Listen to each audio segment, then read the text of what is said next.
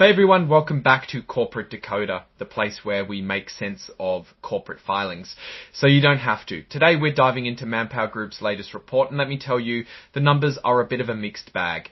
It's like they're trying to build a skyscraper on a slightly shaky foundation. The big story here is a drop in profits. While they're still making money, it's significantly less than last year.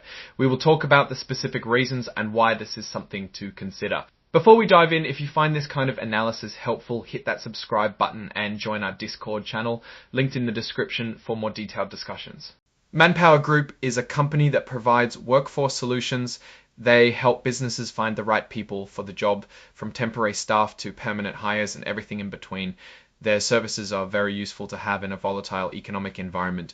Right off the bat, we see this is a 10Q, a quarterly report. So we're getting a snapshot of their performance for the first 3 months of 2025. They are listed on the New York Stock Exchange under the ticker symbol MAN. First, let's get right into the good stuff, the numbers. Net earnings took a huge hit, dropping from $39.7 million last year to just $5.81 to a measly dollars in 2020. $20.01 to if something is clearly off. The amount of shares they have, however, stayed approximately the same. Revenue also decreased to about $4.09 billion compared to $4.44 billion, $9 billion losing profits. The next section should give us a hint. The reason is that the gross profit decreased quite a bit from $763.7 million to $698.3 million, while selling and administrative expenses are still high at $670.1 million.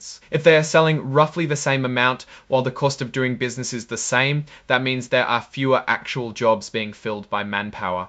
Let's check the strength of the company. First, their cash reserves went down from $509.4 million to $395 in. As it seems that they are burning through cash. Accounts receivable, money owed to ManpowerGroup, also decreased slightly from $4.29 billion to $4.16 billion. This decrease could be due to a drop in sales, which leads to a drop in revenues in the first place. Now for the liabilities. One of the key numbers here is the accounts payable, which show the amount ManpowerGroup owes to its workers and other parties, which decreased from $2.61 billion to $2.42, fixies of $1 billion to $240.40. This seems good on the surface, as it seems they paid off some liabilities. However, this might suggest that they might be reducing their amount of workers for the next quarter. Their long-term debt went up slightly from $929.41.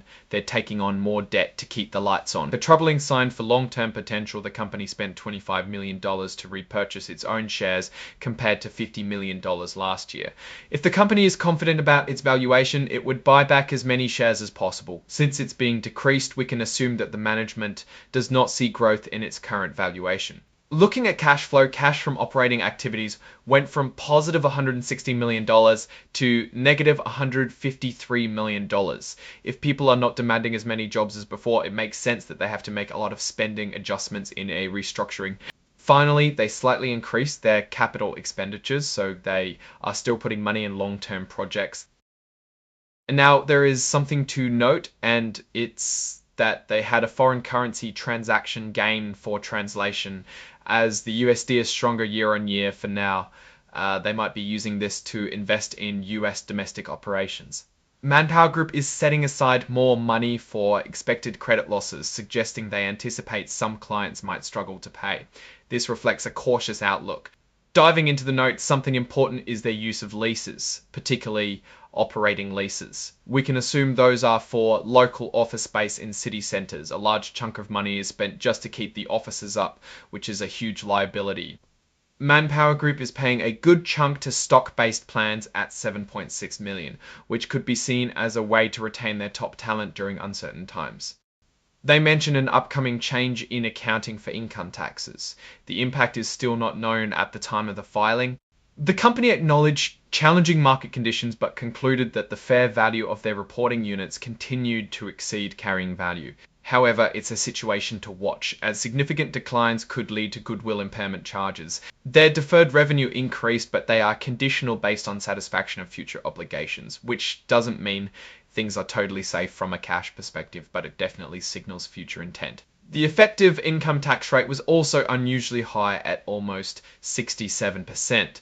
This is due to having a lower overall mix of earnings due to restructuring costs recorded in the quarter and the enacted one-time French exceptional corporate income tax surcharge. In August, they approved share buyback, but they barely used any in this quarter, a mere 0.4 million. There are no major market risk changes affecting the company, implying stable financial risk management. That is all for this report. Alright, so what's my take on Manpower Group? It's a mixed bag, really. So here's the breakdown. They are facing strong headwinds, especially in Europe and North America.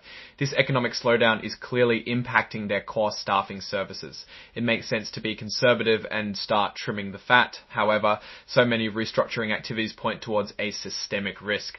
For the systemic risk, their cost management seems decent, but it's not enough to offset the revenue decline. If the economy enters a bull phase for a while, Manpower should be back in the green.